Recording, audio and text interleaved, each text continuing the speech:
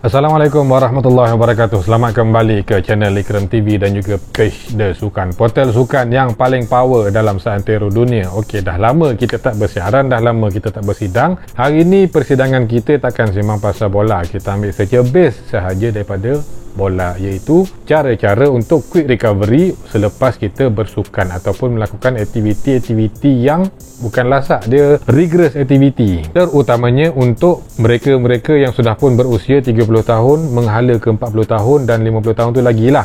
Bila dah masuk usia asar macam ni, kita masih boleh lagi bersukan, boleh main bola lagi, boleh berlari, boleh sprint, boleh shooting, boleh jumping, boleh accelerate, boleh body contact. Tapi masalah dia timbul selepas bermain. Contohnya kalau kita main hari Ahad, tapi badan kita akan rasa sakit-sakit sampailah hari Selasa, Isnin, Selasa, Rabu, silap Khamis baru hilang sepenuhnya rasa sakit tu. Okey, jadi macam mana kita nak cepatkan, pendekkan masa rasa kesakitan tu? Ini cara dia. Yang pertama, selepas kita bermain, kita kena minum air dengan jumlah yang banyak untuk menggantikan air yang telah keluar daripada badan kita selepas semasa bermain. Yalah, masa kita melakukan aktiviti kan, contohnya kita main bola, kita berpeluh sampai boleh perah baju tu, itu adalah air yang keluar daripada badan kita. Kenapa kita berpeluh? Sebab masa kita bersukan, masa kita main bola, suhu badan kita naik. Peluh ni adalah untuk regulate balik suhu badan kita untuk mencapai tahap yang sepatutnya. Jadi bila air dah keluar tu, kita kena gantilah balik kan, dengan meminum air masak. Saya elok-eloknya air masak ataupun air isotonik lah. Tapi elakkan minum air yang mengandungi kafein, kopi contohnya. Sebab kopi adalah diuretic substance. Bila diuretic substance ni, dia menghalang air daripada masuk ke dalam badan. Bila air tak masuk dalam badan, air akan dibuang melalui urinisasi. Kencing lah. Kalau nak lebih detail, boleh tengok dalam buku biologi tingkatan 5. Bab dekat apa tu, nephron, liku Henle, glomerulus. Boleh tengok dekat situ. Yang kedua, dapatkan tidur yang cukup. Tidur yang cukup maksudnya 6 hingga 8 jam lah. Biasanya kalau kita main pukul 8 malam, pukul 10 habis main, pukul 10 kita lepak dekat mamak sampai pukul 12. Lepas tu balik rumah pun bini dah tarik muka, kita buat-buat tak nampak. Lepas tu kita dah mandi, siap-siap apa semua, nak tidur, pergi buka YouTube, Facebook, Twitter, Instagram, TikTok, tengok video yang pelik-pelik kan.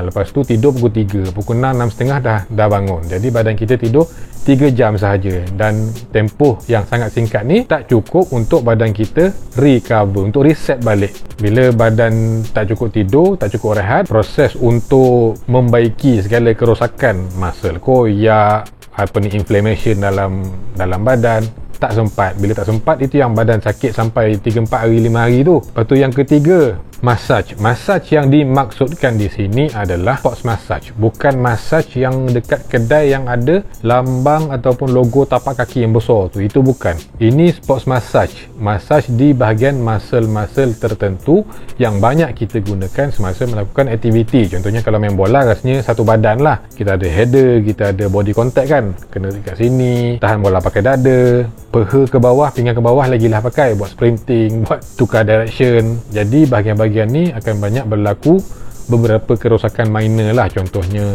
inflammation dalam tisu, kan, muscle terkoyak. Lepas tu disebabkan keadaan-keadaan macam tu, badan kita akan berasa sakit disebabkan oleh satu fenomena lah kot, yang dipanggil DOMS, DOMS, Delayed Onset Muscle Soreness. So itulah yang menyebabkan kesakitan yang berlaku selepas kita bersukan. Jadi massage ni menghilangkan DOMS ni daripada badan ataupun tisu-tisu badan kita lah. Yang keempat, protein. Kena ambil makan makanan yang mempunyai sumber protein yang tinggi. Contohnya ikan, daging, dada ayam, white meat tu kan. Jadi kalau boleh masak tanpa minyak lagi bagus lah kot. Masak dalam air fryer ke grill, kukus grill panggang kan. Boleh lah untuk membantu menambahkan protein. Untuk makanan-makanan lain yang boleh jadi sumber protein, boleh Google lah. Lagipun Google sekarang ni adalah satu medium untuk kita mencari ilmu, sumber pengetahuan orang ramai. Orang zaman sekarang ni dah tak masuk universiti dah untuk cari ilmu. Cukup sekadar Google dan kita boleh menjadi pakar dalam sesuatu bidang yang kita nak. Yang kelima adalah mandi ais. Mandi ais ni, bagi siapa yang pernah mandi ais, dia akan tahu betapa selesa, betapa freshnya badan selepas kita mandi ais, selepas kita melakukan aktiviti-aktiviti sukan. Mandi ais ni tak perlu tempat yang besar pun. Kalau contohnya orang Selangor kan, orang Selangor mesti selalu tak ada air, jadi mesti ada dekat rumah ada tempayan. Isi air batu berendam pinggan ke bawah dah cukup lah kot untuk main bola kan, selama 5 hingga 10 minit. Lepas tu bilas, mandi macam biasa. Sedap rasa. Sebab masa kita bermain ni ada setengah bahagian di badan kita ni akan membengkak, mengembang. Jadi bila kita mandi ais, berendam dalam ais, dia akan mengecut balik, kembali balik. Yang mana ada luka terbesar tu, dia tutup balik. Macam itulah lebih kurang cerita dia. Itu adalah 5 perkara asas untuk quick recovery selepas bersukan ataupun selepas bermain bola. Tapi ada 2 komponen yang sangat-sangat penting yang perlu dilakukan sebelum dan selepas bermain bola. Yang pertama sekali, konsistensi. Contohnya kalau kita nak main bola hari Ahad, kita dah boleh plan masa dan badan kita untuk bersukan daripada hari Isnin sampai Sabtu. Mungkin boleh start Isnin atau Selasa, start dengan jogging, pergi main badminton ke apa ke, janji badan kita ni bersedia untuk aktiviti, rigorous aktiviti pada hari Ahad tu. Sebab itulah atlet-atlet profesional, diorang ada satu sesi yang dipanggil training. Sebab tu diorang training selalu supaya badan diorang ni bersedia untuk beraksi nanti. Yang kedua adalah warm up dan cool down sebelum dan selepas permainan. Kita warm up mungkin biasa kita buat lah, sampai kat padang, pakai kasut, buat lari-lari sikit, acah-acah lari sikit kan. Lepas tu kita pun stretching. Lepas tu baru main. Tapi jarang di kalangan kita ni buat cool down.